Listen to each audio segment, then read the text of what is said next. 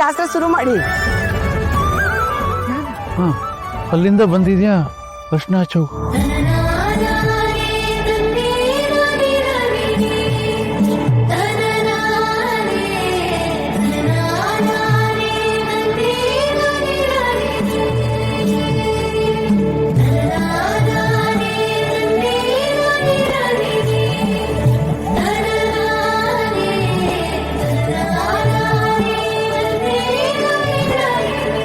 ಯಶು, ನೀ ಹೋಗು, ಅರ್ಶನ ಹಚ್ಚಲ್ವಾ?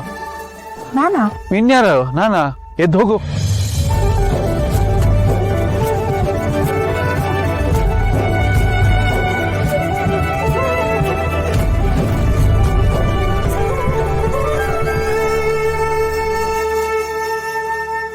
ಯಶು, ಕಲ್ಯಾಣಿಗೂ ಅರ್ಶನ ಹಚ್ಚು.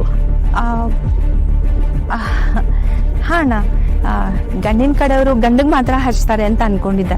ಹಚ್ತೀನಿ. ಬಾಬಾ, ನಾನಿನ್ನು ಹೊರಡ್ತೀನಿ. ಹೇಳಿದ್ನಲ್ಲ, ಅವ್ರ ಊರ್ ಕಡೆ ಹೋಗಿ ಆ ಕೆಲಸ ಮುಗಿಸಿ ಹೊರಡ್ಬೇಕು. ಅಲ್ಲ, ಇಷ್ಟು ಅವಸರ ಇದ್ದು ಧಾರೆ ಮುಗಿಸ್ಕೊಂಡು ಹೋಗ್ಬೋದಲ್ಲ ನೀನು. ನಾನು ನಿಮ್ಗೆ ಹೇಳ್ದೆ ಕೆಲಸಗಳಿದೆ ಅಂತ.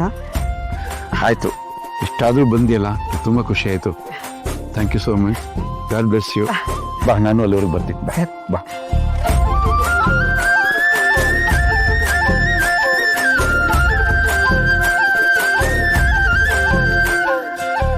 ಮೇಡಮ್, ಇವತ್ತು ನೀವು ತುಂಬಾ ಚೆನ್ನಾಗಿ ಕಾಣಿಸ್ತಿದ್ದೀರಾ. ಏಯ್, ಏನ್ ಮಾಡ್ದೆ ನೀನು?